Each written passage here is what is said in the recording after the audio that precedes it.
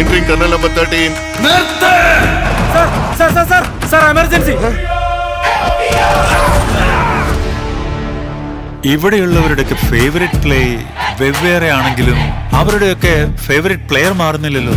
പെത്തി, അത് ഈ നാട്ടിലേതെങ്കിലും ദൈവത്തിന്റെ പേരാ? എന്റെ ഫേവറേറ്റ് ക്രിക്കറ്റർ പെത്തിയാ സാർ.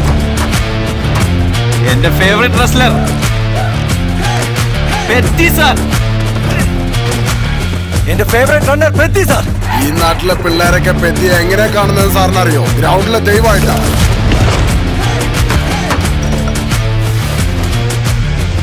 ഞാൻ കളിക്കുന്നത് ജയിക്കാൻ വേണ്ടി മാത്രമാണ്.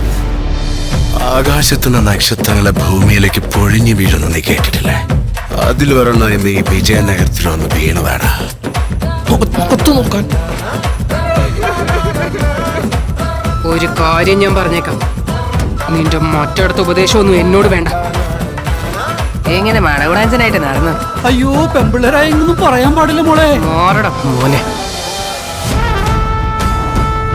കളി ജയിച്ചോ തോറ്റോ എന്നതല്ല, അതിന് ജീവൻ കൊടുക്കണം.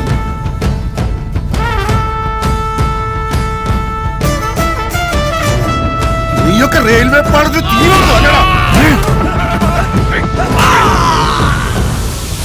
നടക്കം വഴിയുണ്ടായിട്ട് മാത്രം കാര്യമില്ല, മനുഷ്യരെ മനസ്സിലാക്കാനുള്ള ബോധം വേണം. ഇങ്ങനെ വേർതിരിവ് കാണിക്കാൻ നാണില്ലേ?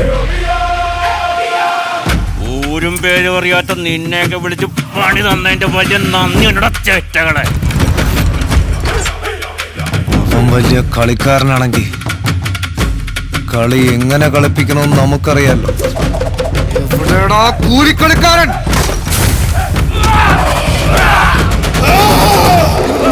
വെറുതെ നാവിട്ടടിക്കാതെ കളിച്ച് ജയിക്കാൻ പറ്റിയ ആമ്പുലരുണ്ടെങ്കിൽ വരാൻ പറ. ആരടാ അവൻ? രണ്ട് ഗെയിമുകളെ ചേർത്ത് ഒന്നാക്കി മത്സരിക്കുന്നവരെ വിളിക്കുന്ന പേരാണ്. ഞാൻ പെത്തിയ സാറേ. തോറ്റാലും ജയിച്ചാലും അത് ഈ മലയടിവാരക്കാരന്റെ പേര് തന്നെയായിരിക്കണം. കളികൾ എനിക്ക് മത്സരം മാത്രമായിരുന്നില്ല, പോരാട്ടം കൂടിയായിരുന്നു സാർ.